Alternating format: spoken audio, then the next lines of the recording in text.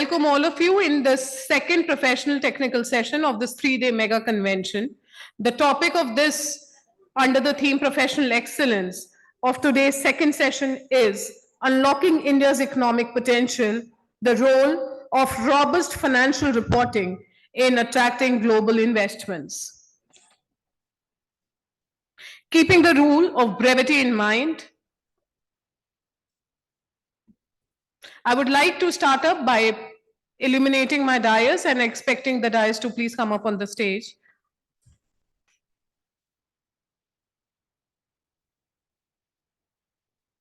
The first person I would like to invite on the stage is respected Central Council member CA Pramod Jain ji to please come up and grace the dais.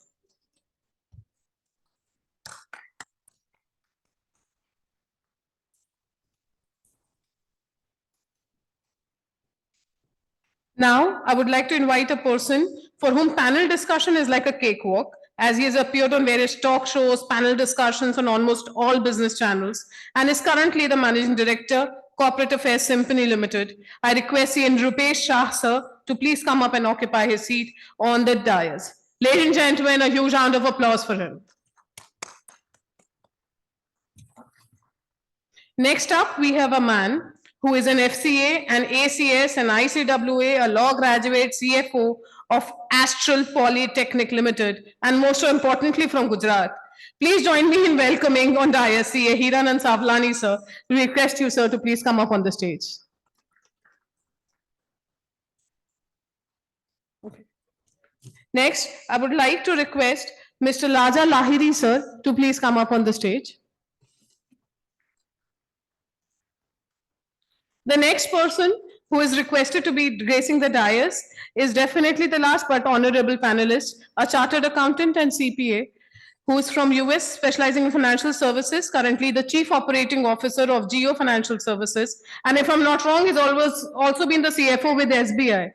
And I request, sir, one and all to join hands to please bring him up on the stage. I know. And now it's the turn for the man of the moment, the chairman and the moderator of this technical session, a man who has headed ICAI in 2010-11, who has been part of NAFRA, NASA, PMLA, he has been part of disciplinary committee. I can go on and on. Please join me hands together to request the past president ICAI, CA Amarjit sir, a man who I've known personally, who is a great visionary but is so grounded yet. Ladies and gentlemen, before you, CA Amarjit Chopra sir. Before we move ahead and I request the Central Council member to make his opening remarks, I would like to request and make an announcement which I came to know today, which is very good and a good news for our chartered accountants, which is, just a second.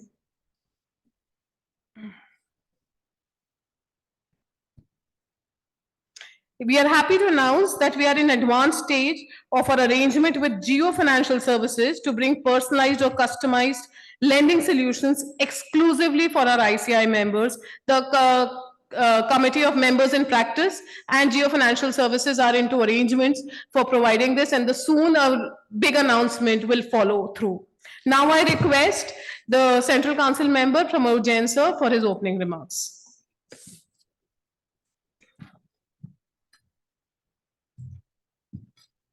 Thank you very much.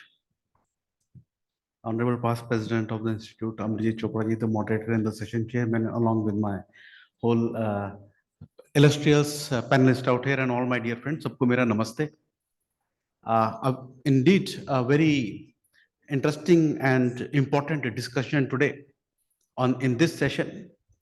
And if we talk about the importance of the financial reporting to unlock the values and to have more FDIs in India. You know, financial reporting itself, in my view, if I talk about it, the strength thereof started basically, if I say, when your own institute, the Institute of Chartered Accountants of India, established the Accounting Standard Board in 1977. And thereafter, in 1979, for the first time, Accounting Standard 1 was issued. It was published. So the first time accounting standard was published by your own institute in 1979. And in 1987, AS 4 and 5 were the first standards to have been made mandatory. Now, till that time in 87, when AS 4 and 5 were made mandatory, the total FDI in India, I say in the year 1985, was merely $0.11 billion. $0.11 billion in 1985.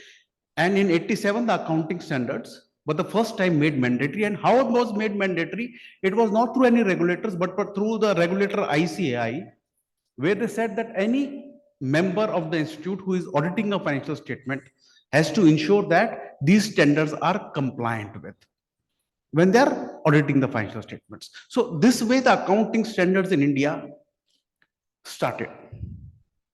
So for the first time in 87, AS 4 and 5 were mandatory, and in 1991, the ICI made standards AS 1 and AS 7 to 11 mandatory. Till that time, government did not made accounting standards mandatory.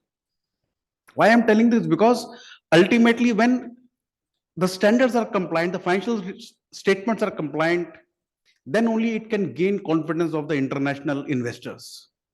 So just sharing in few minutes this background with you.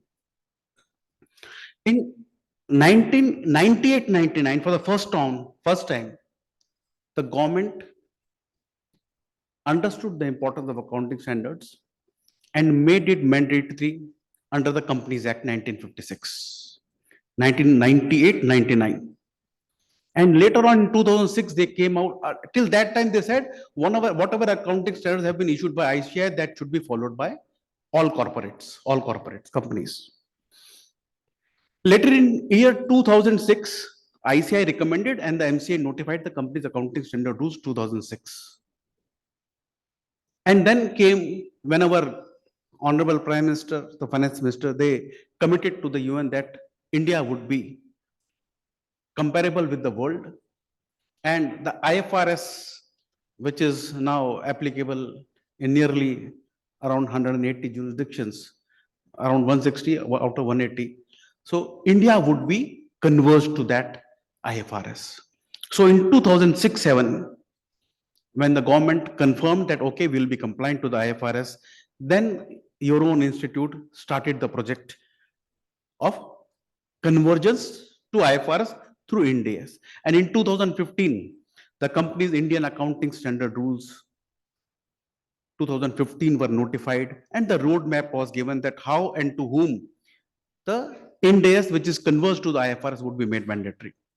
And if you see the FDI, which is coming accordingly, in 2005, it was $7.27 billion only.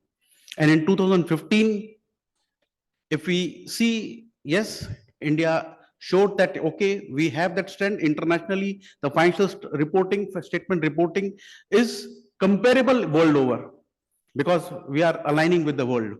At that time in 2015, the FDI was $44.01 billion in India. And over the years, we have been participating in the standard setting processes, in the various discussions and decisions all over the world through your own institute, I would say. In 2020, the FDI was $64.36 billion. So if you see from April 2000 to March 2023, the total FDI in India was $919 billion, out of which 65% is from the last 9 years only. That is the years when the investors had a confidence, overseas investors, that the financial statements processes are here. They have got adequate professionals who can guide the corporates to get the financial reporting done adequately, which is comparable world over.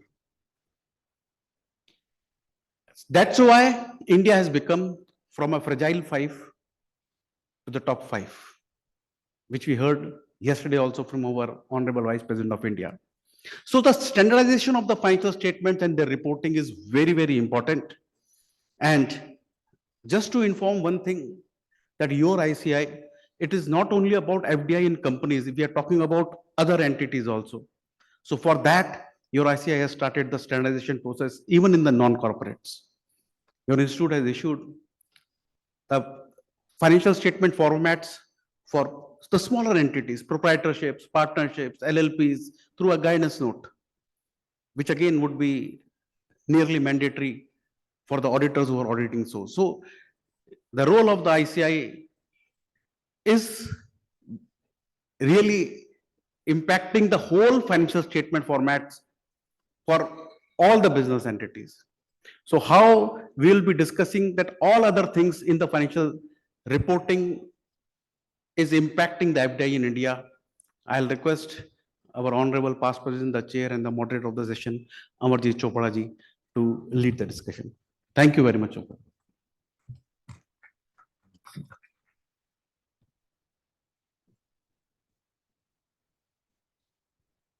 I now request the chair of the session for his opening remarks and set the tone of the discussion and take the panel discussion forward. Please welcome, sir. Thank you, Pramod Jain, and thank you, MOC. The three distinguished panelists, Mr. Charanjit Attra, Mr. Raja Lahiri, and Mr. Nrupesh,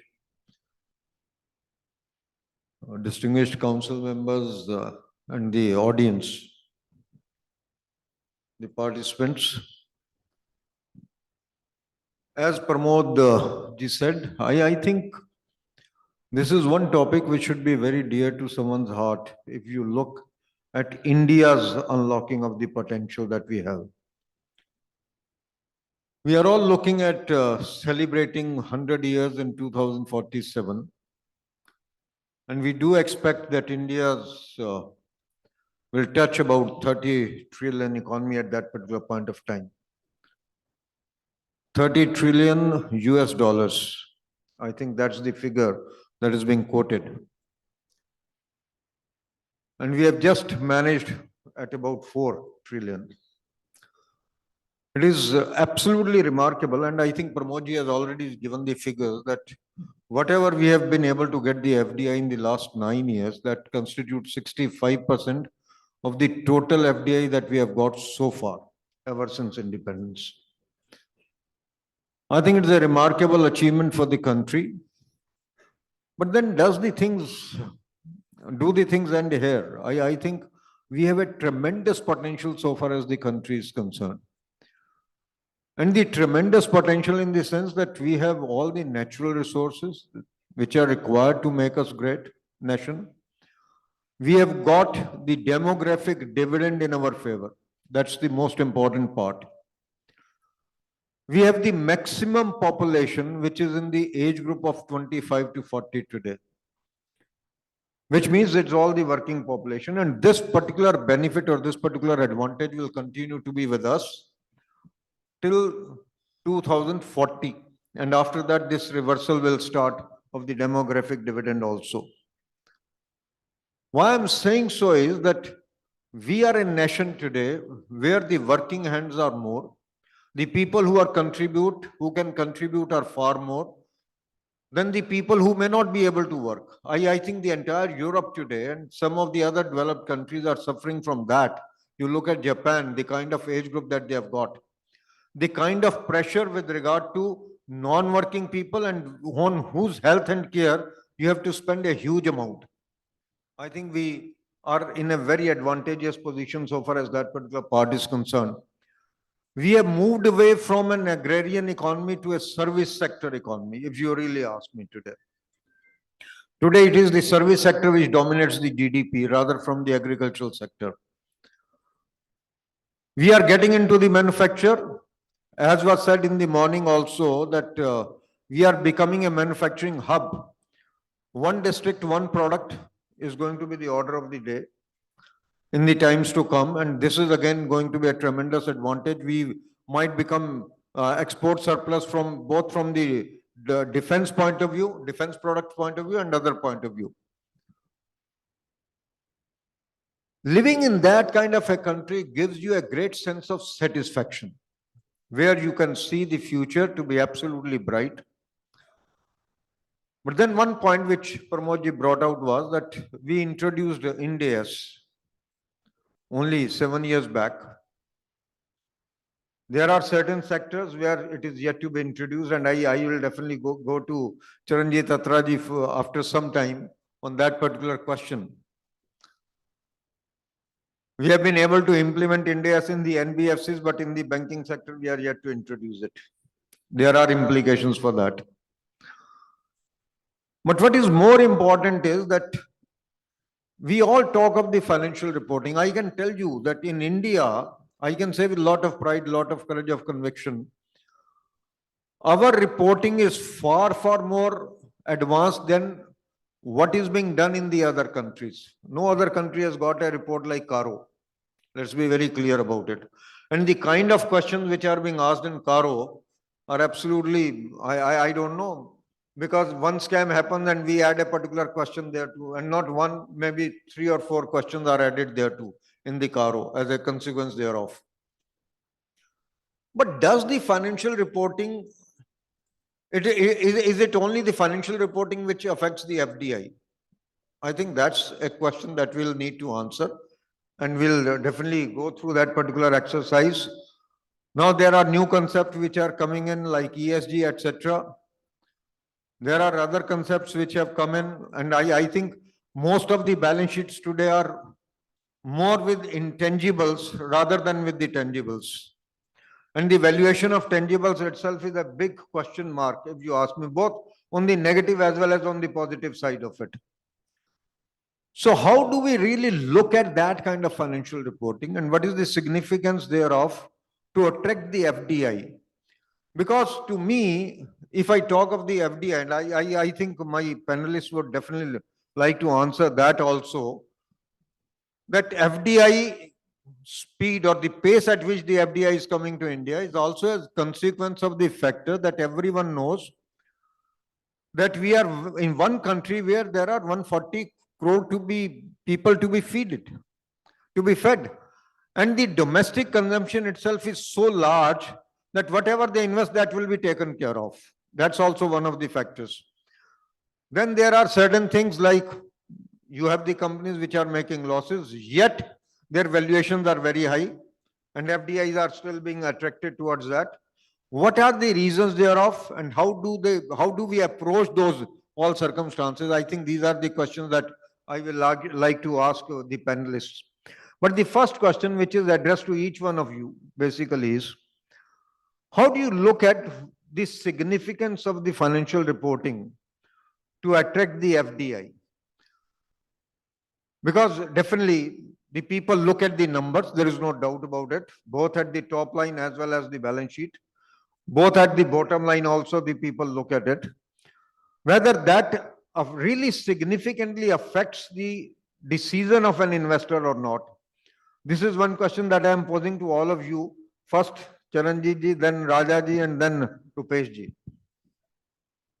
Thank you, sir, and good evening to all of you.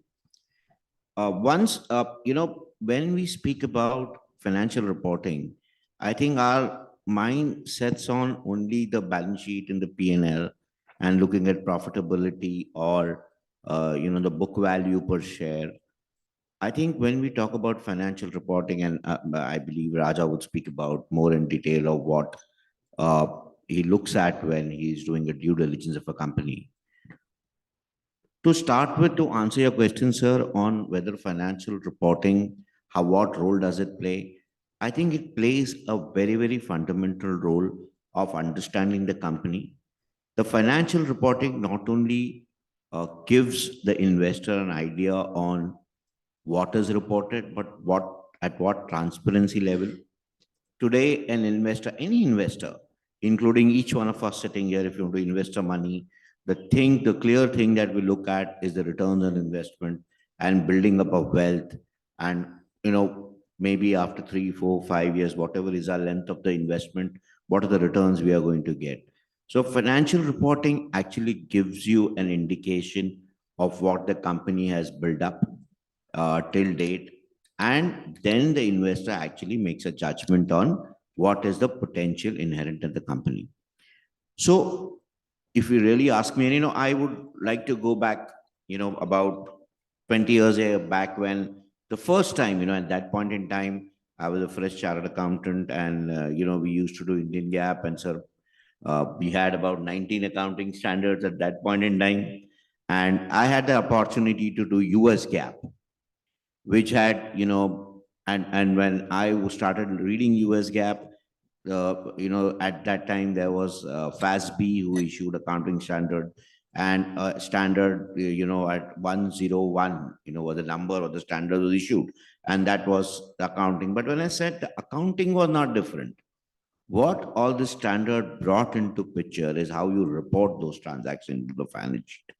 And when I saw the US GAAP balance sheet, there was a lot of disclosures. And those disclosures actually gave an insight into the numbers which got reported in the balance sheet and the P&L. So to answer your question, sir, I believe financial reporting is a fundamental input into the decision of the investor. And I'm very sure that all investors look into the nooks and corners of what financial reports are made up of. And actually, it also depends on the rules which goes in the preparation of financial payments, or the principle which goes behind the preparation of financial statements, which are critical. In 2006, first time IFRS was implemented in Europe. I had the opportunity to be in Europe at that point in time and implement IFRS in one of the banks over there. And at that point in time, there was a report which came out by the Institute of Chartered Accountants of England and Wales, where they said the investor had really appreciated the new disclosures which have come in, especially in the financial services sector. Having said that, I think one thing is very critical is on financial reporting is that it has to be updated, changed based on the changes what are happening in business. We cannot, we stayed with 19 accounting standards, now we have moved to Ind AS. But the question is, how do we cope up with the fast changing business environment? Technology is practically changing every 3 months. We see a new sort of technological change coming in.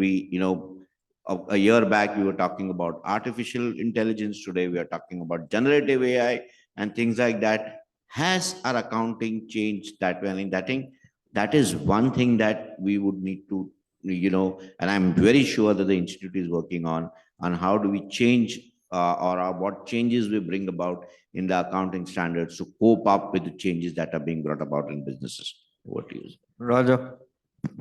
Thanks, and good afternoon, everybody. I think it's a pleasure, and thank you very much for this. I think just going to give some insights. Been in last 22, 23 years on the investing side of things and looking at investors. And I still remember when you look at the evolution of the private equity venture capital industry, right? Just to give you some statistics and numbers, the total private equity investments in India was $200 billion in the last 6 years, 200 billion. The total M&A that happened in India was $300 billion, right? So we're talking about a $500 billion of deals that have happened in India. So that's the size of the market. And when I look back at that, when I kind of get back to when I started, we were talking about some millions of dollars. So the size of deal making in India has changed dramatically. And 2-3 things that you see over here is the way private equity is playing a role, right? Out of 500, 200 is private equity. So you can see the amount of money getting invested in India from global investors and domestic investors in this market. So that's number one. The second trend that one sees is the listing scenario. And why I think this is important for all of us in this fraternity to appreciate that. If you look at listings, right, US was the biggest capital markets, right, and continues to be the biggest, deepest capital markets globally. And then it was, of course, Europe, UK, etc. But what is, in my view, is going to change dramatically this decade is the Indian companies. Why Indian companies? Because if you look at it carefully, the biggest economy, the fastest growing economy, India. The third most startup destination globally after US and China, India. I come from a city of Bangalore, Bombay. I shuttle the number of entrepreneurs that are setting up shop every day in various parts of consumption, AI, tech happens in India today. And all of these businesses needs capital. If you look at from the industry, the top bulge brackets, global funds, Blackstone, KKRs, TPG, Carlyle, etc., all in India, right? The domestic funds. So now all of this, having looked at that, one of the topmost areas that they look out is the financial statements, right? And as Charanjit very rightfully said, if I say that cash flow is the king of business, maybe financial statements are the heart of business because that records the pulse of the business. So I think all these investors, when they look at investing, right, apart from due diligence, which they do, they look at financial statements, not just what is presented to them, but what is outside the financial statements. And that's where I think I just want to highlight this, that as stakeholders of financial reporting, as auditors, as ecosystems, etc., as I think Charanjit very rightfully said, that we need to think about new business models. We need to think about what is not captured in the financial numbers. And all of this needs to find feature in the financial statements. And as we were chatting about in the room, that the disclosures and the notes, right?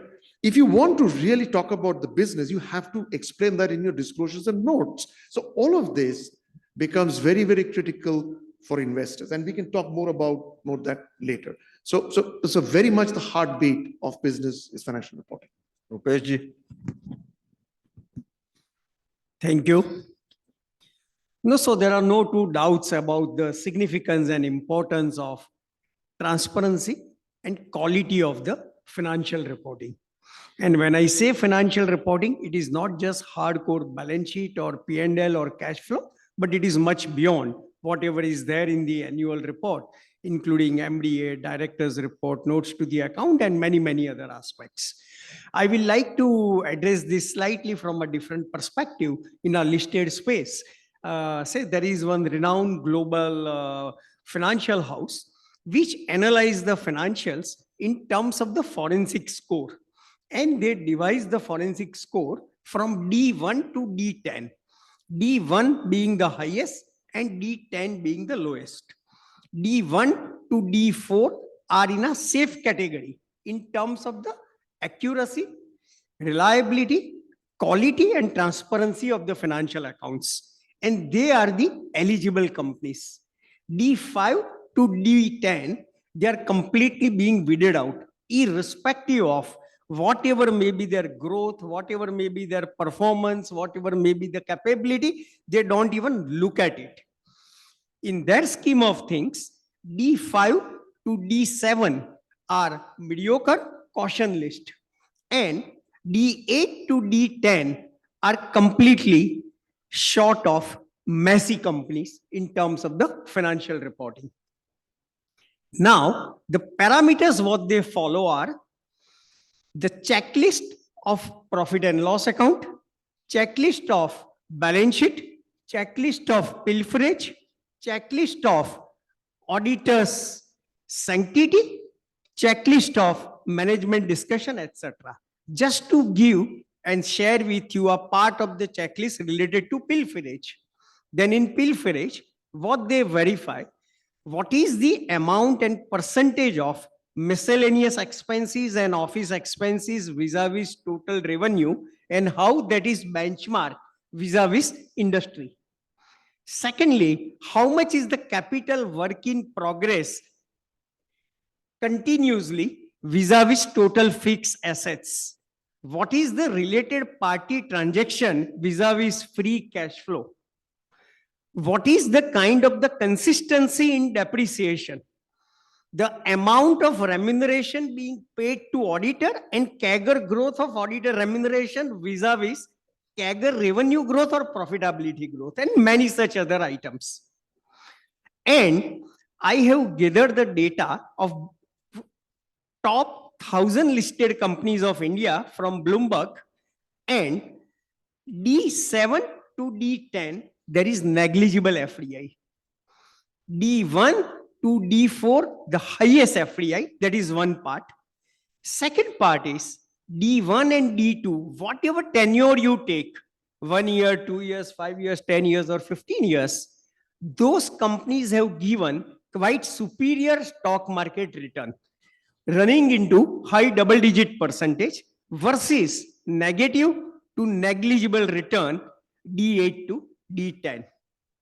Secondly, unfortunately for profession, but the fact is, globally in Fortune 500 companies, 98% plus auditors are Big Four.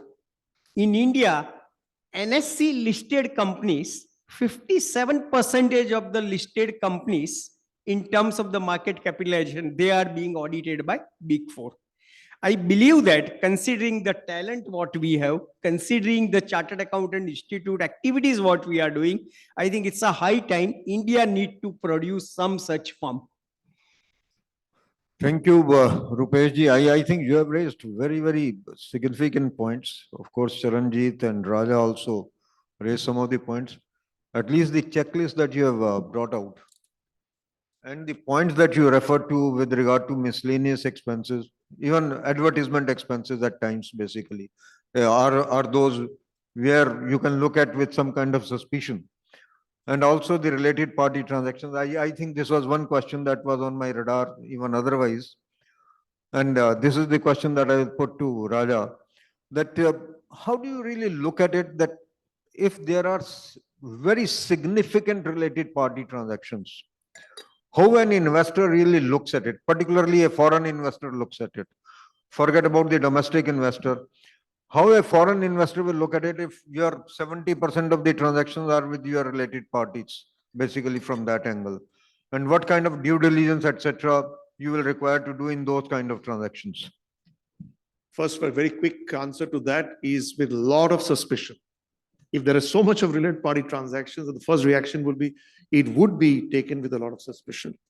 So having done a little bit on this journey on diligences, and I think from an investor perspective, especially foreign investors, when they do due diligence, right? So I term this as the 3 core values, right? What are the values? The first value is values of the company, right? The founding principles, the ethical value, and the practices. So those are foundation for the company, right? It also seeps in how you produce your financial statement. So the values.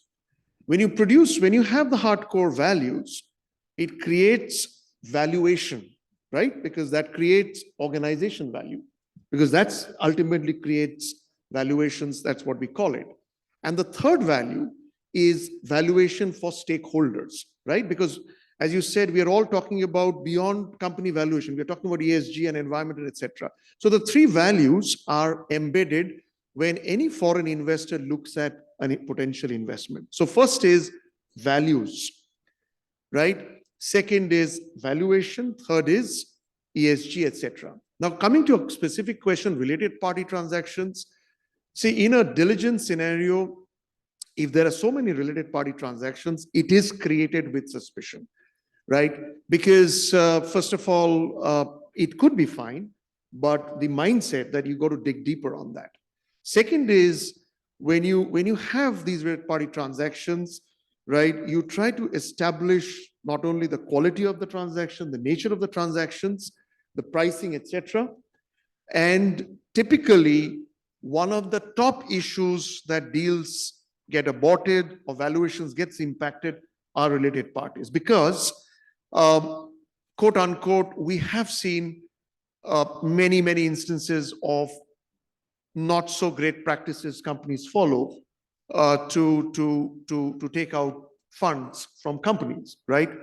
And those becomes a big issue on deal making, and that impacts the values angle. And as just Rupesh ji, as you said, that the values, if there's a question mark on ethics, to be candid with you, most often than not, the deal gets aborted. So be very watchful on related party transactions. And it's not bad to have related party transactions, But you need to come out and state very clearly that it's at arm's length, it is fair, it is not to prudently impact the business. If you're not able to demonstrate that, to be candid, global investors are not going to potentially invest. So be very, very watchful on that area. Charanjit, you were with EY earlier, moved on as CFO of the largest bank of the country. Then now you have moving on to the largest financial services in the private sector. Basically, I have 2 or 3 questions to you in one go, basically. You see, firstly, the point of related parties, I think that has already been explained by Raja. To me, how will you look at if the contingent liabilities are being shown at a very high figure? When we talk of ethics, even if I have to accept a directorship somewhere, probably I will go through the notes to accounts, the disclosures, whether the company has been raided at a particular point of time or not, what kind of demands have been created against them under GST or under income tax or under any other law for that matter. To me, these are the issues which will definitely affect the investors' decision making to invest in the company. And to what extent the director's report basically will affect the decision, because there can be situations where the director's report might be inconsistent with the financial statements, very frankly, or the disclosures made therein. And I have a couple of examples which I may not like to quote, but I think you are better aware of all those kind of examples. So I will like to know from you how all these things affect the investor's decision, particularly the global investor's decision. So yes, I think whenever an investment decision is taken, whether through the FII route or the FPI route, I think a lot of emphasis is placed on contingent liabilities, particularly on the litigations which have been termed as, remote, or the possibility is just possible. Because what ultimately we end up providing or disclosing is what is probable. So a lot of emphasis is given there, because a real blocker or a real impact, high impact to the business, unknown impact, could be coming from those line items there. So it's very important for the preparer of the financial statements also to have a very, and including the director report, to speak about contingent liabilities and other items which do not appear in the balance sheet. And that is one of the key areas where companies who have been doing good in the past have suddenly fallen down, because those contingent liabilities were either not properly accounted for or not disclosed properly for the investors, and where investors have lost money. You could pick up any of the cases, I mean, where losses have happened, and where companies have suddenly, who are doing good, have been brought down. It's primarily because of those contingent liabilities. Because a very important aspect which got, in my view, can be different, which got ignored in the past so many years, and which has come to light lately, particularly in the financial services industry, is on the going concern concept.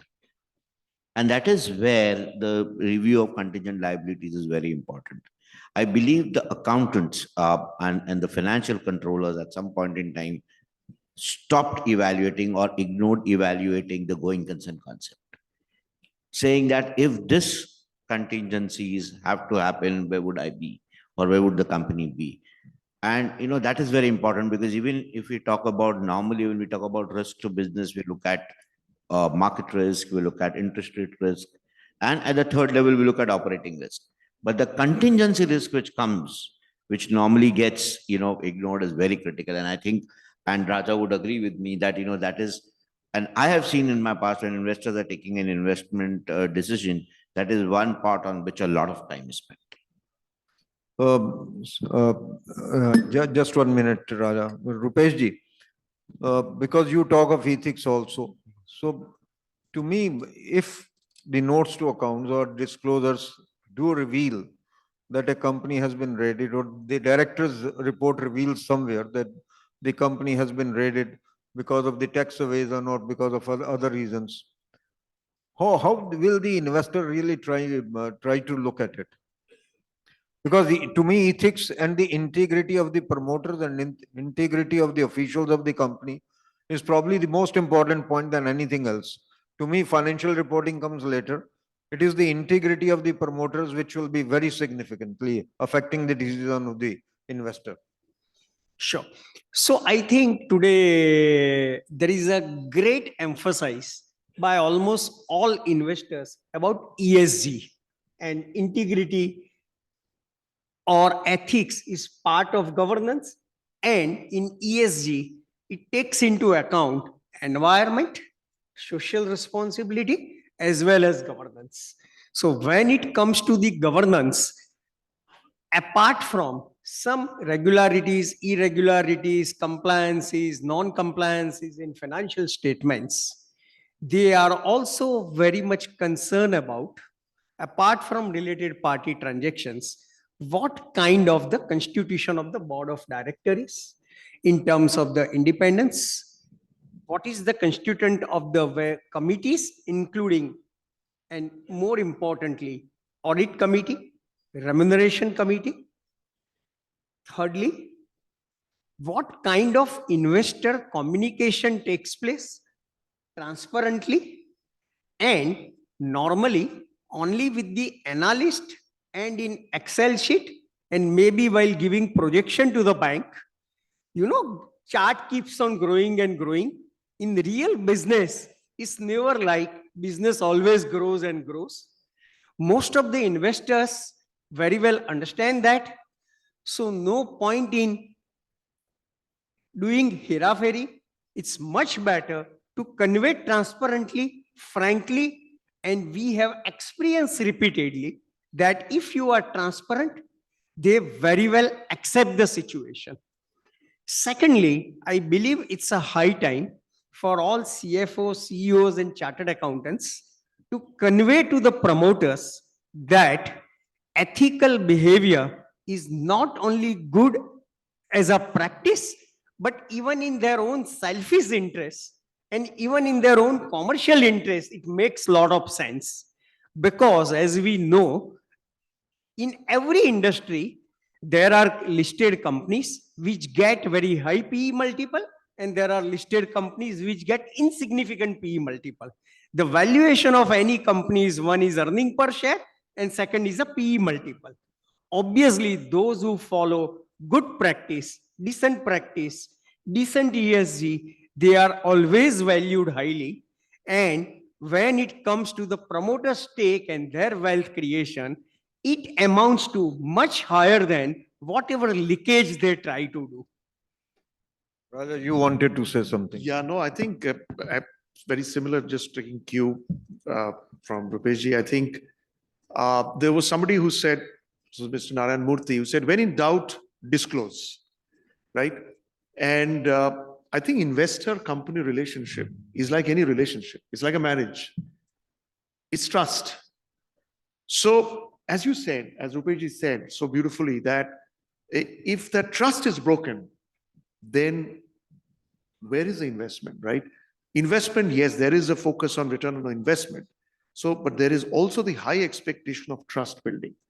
And I have personally seen companies, I've seen transactions, I've seen deals in many companies who've done much better when they've come across and said, you know what, we have a problem in the business. We had a problem on related party transactions, but we are going to solve that post this investment. I think that kind of behavior, that kind of mindset in not just preparing the financial statements, in your behavior, ethics, and how you run your business, builds trust in investors. And those are the companies which does very well.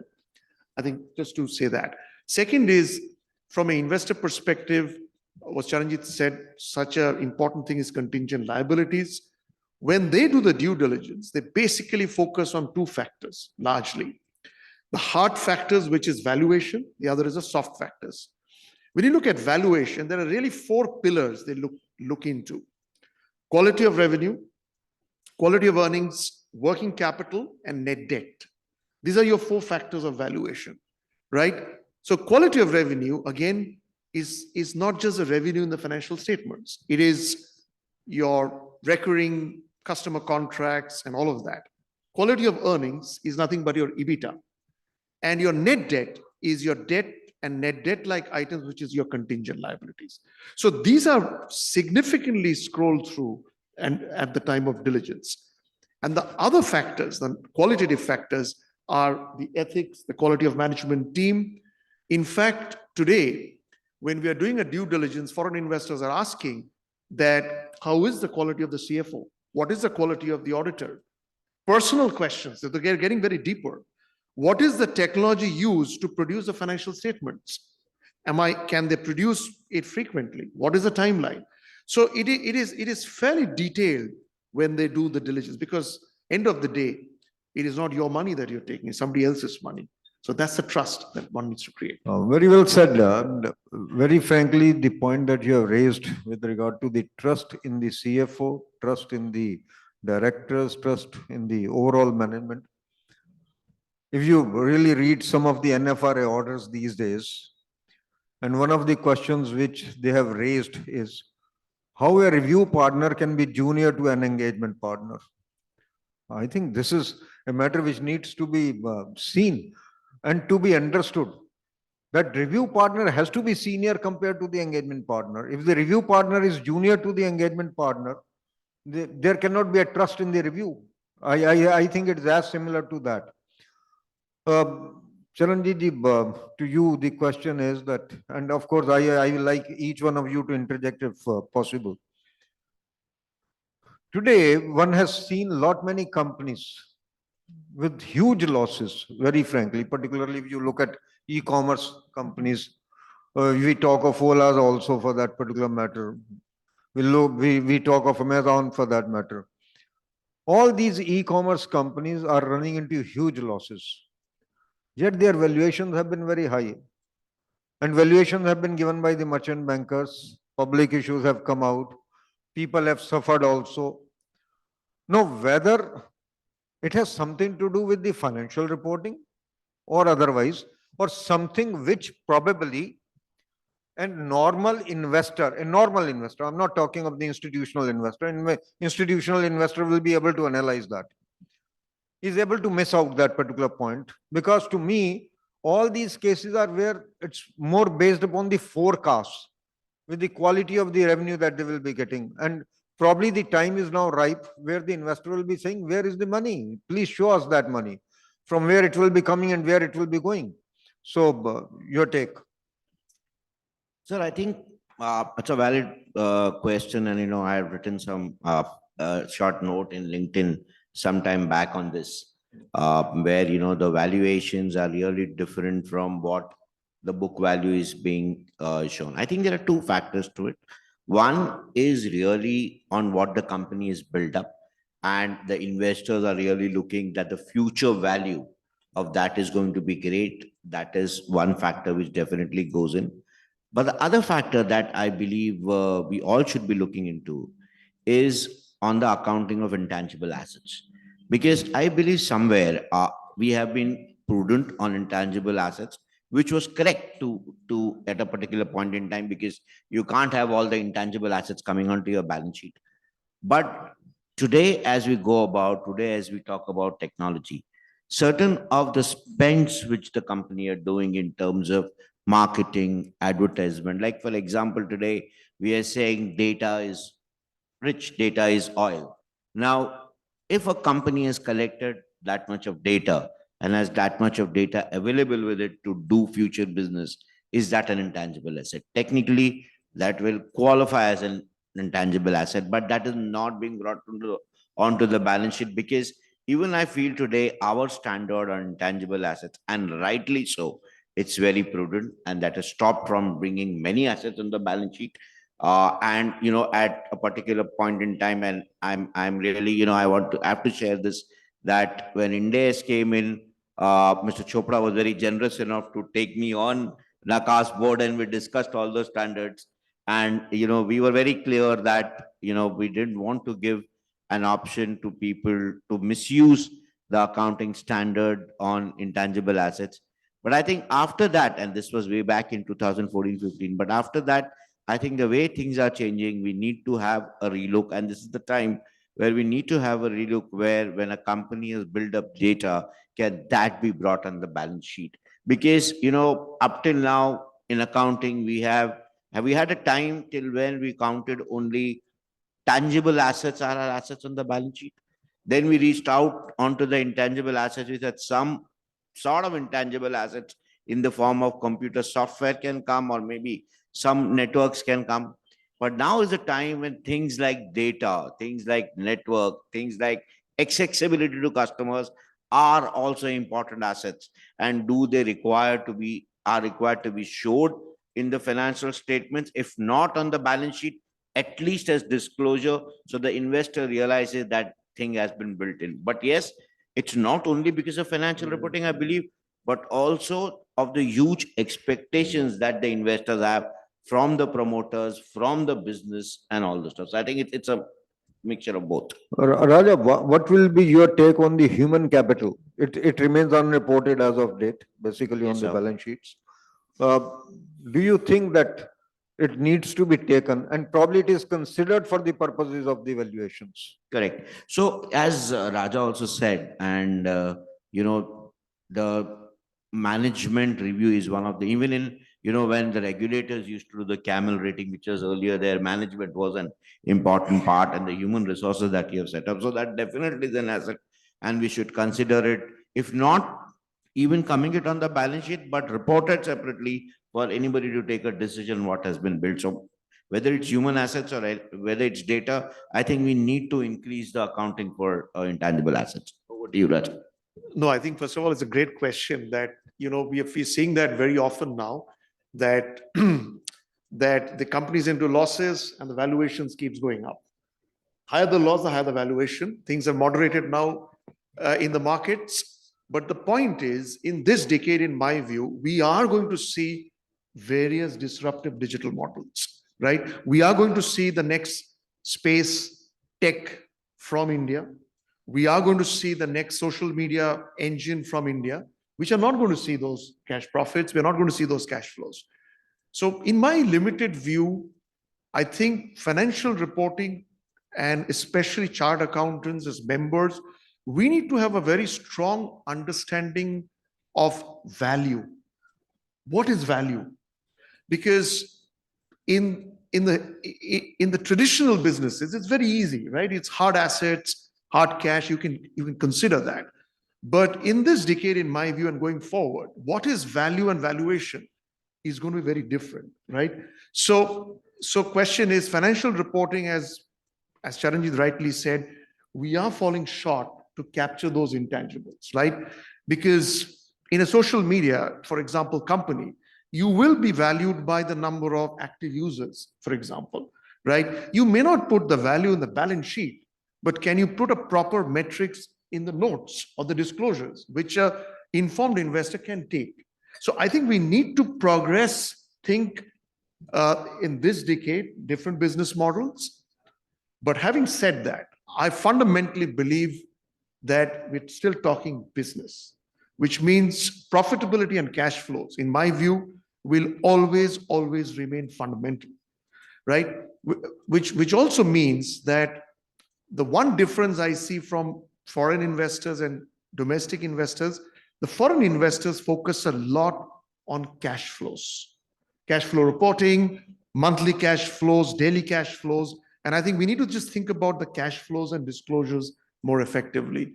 And I think lastly, I would say is, with something I learned from the managing partner when I was doing my articleship and training. His name is Shabal Mitra. And he said, the most important is understanding the business. And I think the gap that we will have, if as members, if we do not understand the subtleties of the business, we'll always have an issue on the financial reporting and due diligence and explaining that to the investors. So my only thought is, we have to understand the change in business models. We need to be proactive to understand that. We need to capture that in the financial statements, but we should also be able to communicate that to the investors. Nrupesh ji. No, so completely agree with both the gentlemen. So rather than repeating, of course, there are few startups or tech businesses. They have unique technology, they have their own moats.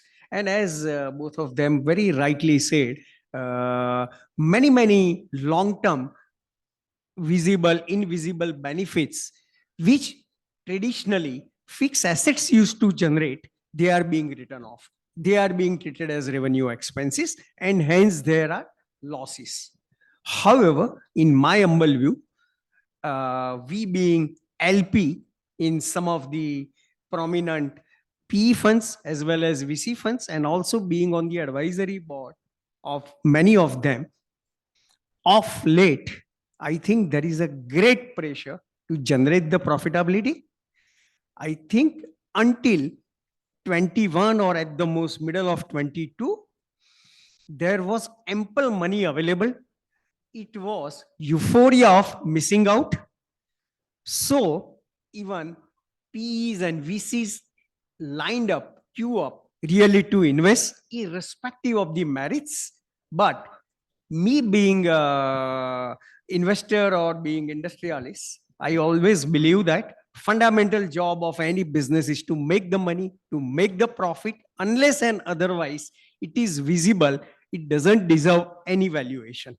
But many PE funds and VC funds, apart from governance of late, which was also missing earlier, I think they are laying great emphasis how and when they will turn profitable. And some of the recently listed companies, their recent quarterly financials are also in that direction. Many of them are being trying to be frugal, they are trying to be cost conscious. Raja, my question on Indies, very frankly to you. I believe, and probably some of the persons believe now, that with the advent of Indies, that is equivalent to IFRS, subjectivity in the financial reporting has increased. How do the financial investors, and then the comparability because of this is lost? Because a lot of subjectivity comes in, and that really renders the two financial statements incomparable at different points of time. Now, how does it really confuse the investor to an extent? Of course, global investor, it's difficult to confuse them because they themselves come from that particular background that they have been using IFRS for a very, very long time, and they have been confusing the people more than anyone else. So how do you react to that? Yeah, no, I think it's a very difficult question to answer because, as you rightly said, it's subjectivity. But I think what investors look out is prudence, right? When you're taking a calls of judgment, right, whether it's fair value accounting or provisioning for certain items, etc., right? What is the thought pattern there? Is it prudent? Are you conservative? Are you aggressive? Contingent liability, there's a tax claim. Are you really aggressive and not kind of recognizing that? So prudence, I think, is the first level. Second is conservative, right? Fine, you've not provided for it. Have you disclosed it? So I think those fundamentals is not going. So while it is subjective, there is a very close lens given to prudence. And as I said, it ultimately you can link it up to behaviors. You know, we've seen very aggressive management follow very aggressive accounting practices, right? I'm not saying that's bad, but we've also seen very stable, mature management following mature, stable, and prudent accounting practices. So there's a linkage to behaviors, I think. And the other thing I just want to say that, because you talked about India, sir, is we have to also be ready for global standards, because I still remember Infosys used to produce GAAP like 10, 15 country gaps. Of course, IFRS, etc. is there, but let's not also forget US GAAP, right? The Indian government is pushing a lot for overseas listing today.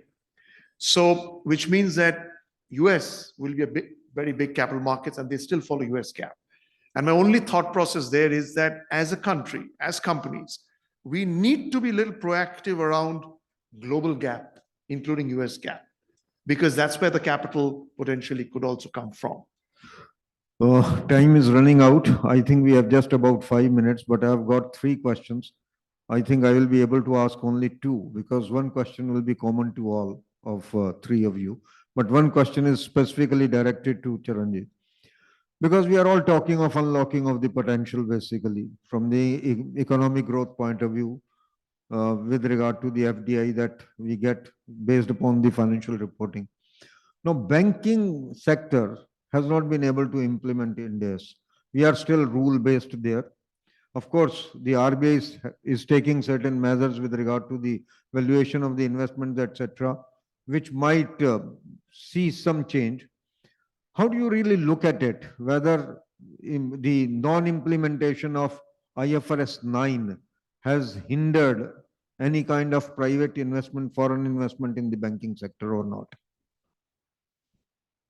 See, if I look at the past 5 years since which India has become applicable, or maybe 5 years, till 2018 was when the NBFC started and the impact was there, whatever the impact was there.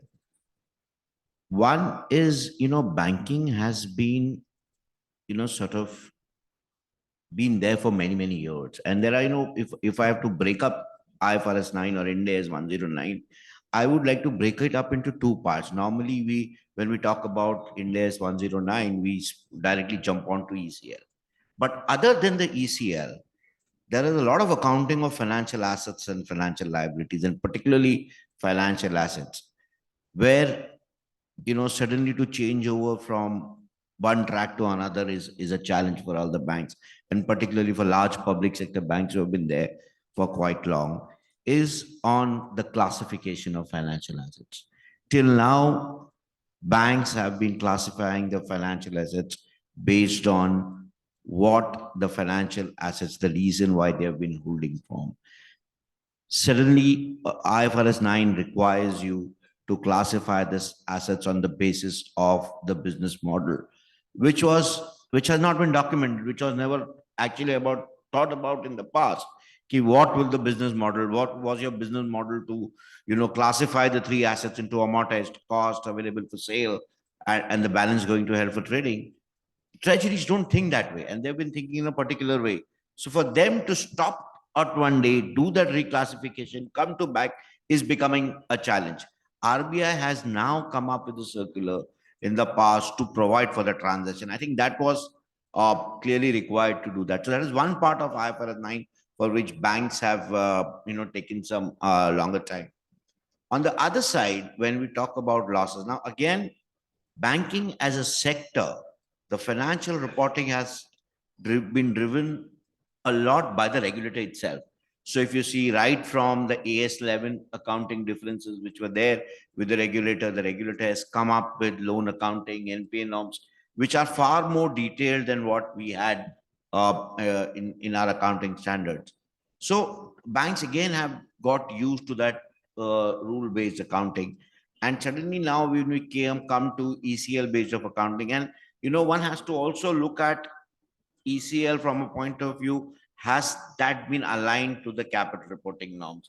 Even globally today, IFRS 9 is not fully comparable with the Basel III norms. Today, if I have to go very, very technical, still there is a lot of discussion on whether we should, when we calculate probabilities for loan losses, whether it will be point in time or through the cycle. Even that between two bodies, there's a difference. So maybe the Reserve Bank of India was waiting for that to get settled, and then we come up with the standards. And we have discussed that in the past, but now I think the regulator has also taken a call to say that, after a particular, they've not come up with the dates, but the dates should be there in the next couple of years when Ind AS 109 would get implemented for banks. But having said that, if you look at the FI investment coming into banks, it's not reduced or hampered. But I think maybe when the Indian banks go to borrow money outside, they have to pay that additional cost. I think once Ind AS 109 gets implemented for banks, that cost could get reduced by at least 30 to 40 bips. That's what my understanding is. Last question now, since I think the speakers for the next session are here. And this, of course, I have many questions, but I think I will treat it as a last question now. Do you think, all three of you, I'm asking this question, that more than financial reporting or any other factor. It is the market optimism with regard to India as a destination, basically for investment. It is playing the role that we are getting a lot of FDI today.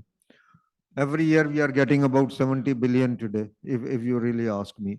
And as we said to begin with, we have got 65% of the FDI since independence in the last 9 years. Do you think it is the market optimism with regard to India as a destination, which is playing the main role?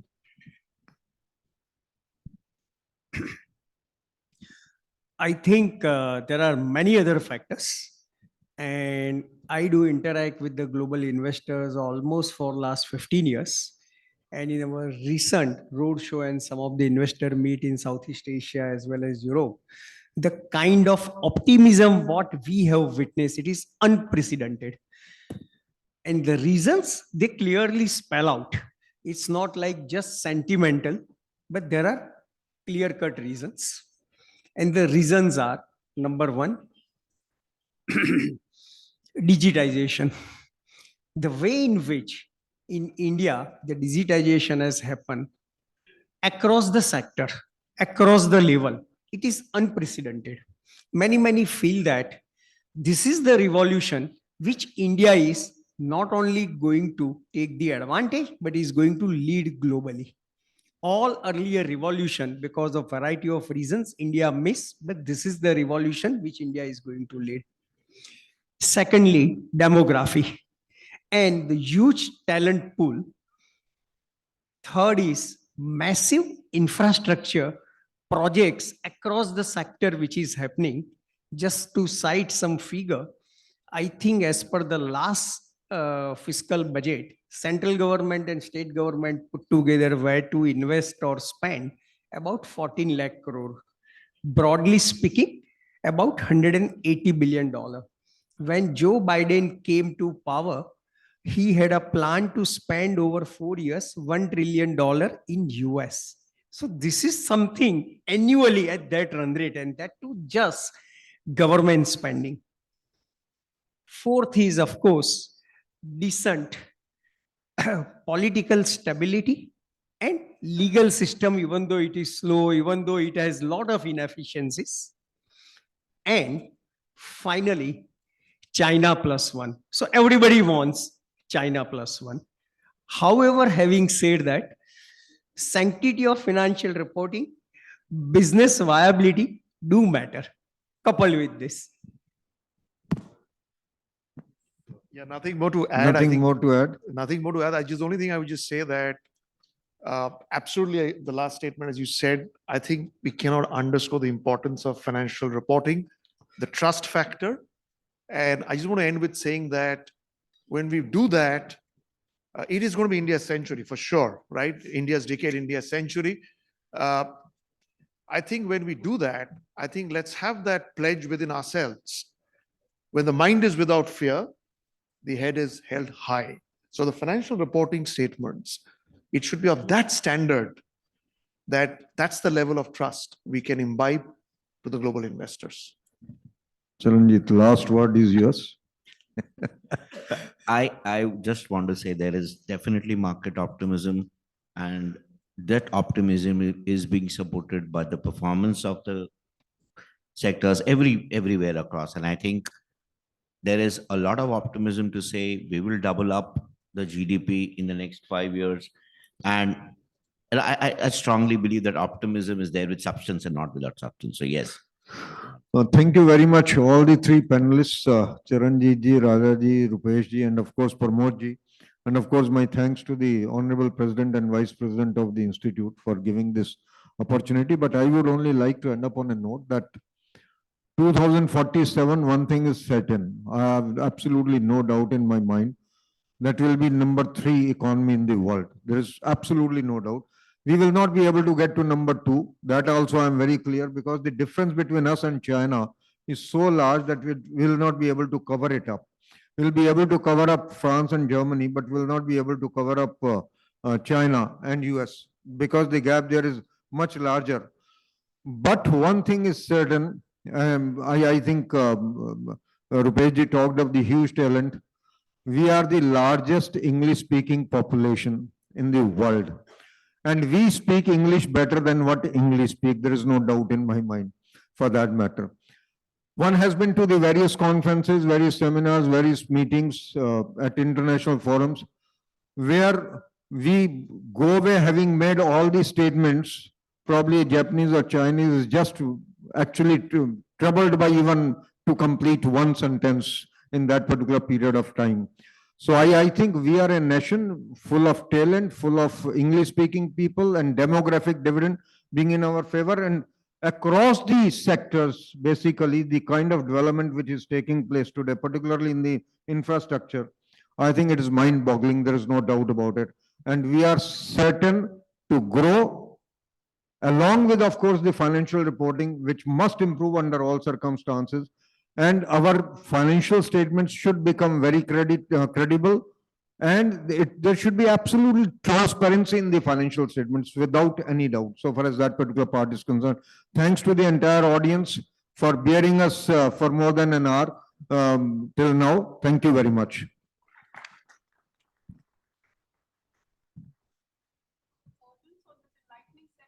I'm filled with gratitude and a profound sense of appreciation for the wisdom and expertise that has been shared with us today.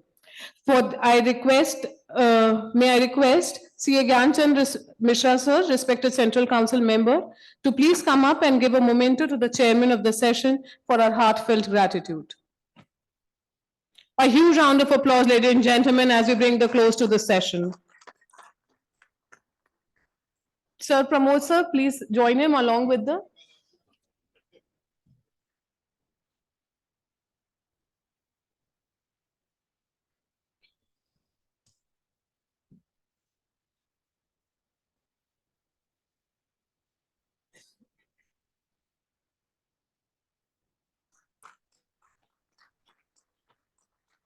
I request sir to please stay back to present a memento to CA Charanjit Attra sir, the Chief Operating Officer, Jio Financial Services too.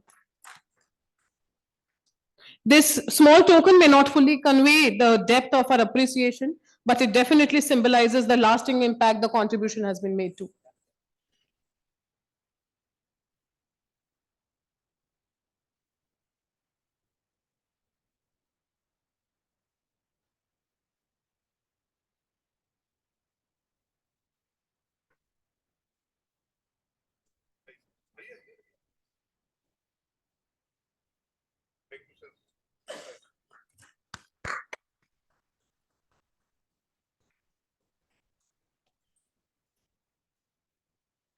I now request CA Chintan Thakkarji, Chairman Gandhinagar Branch, to please come up to present a memento to Mr. Raja Lahiri sir.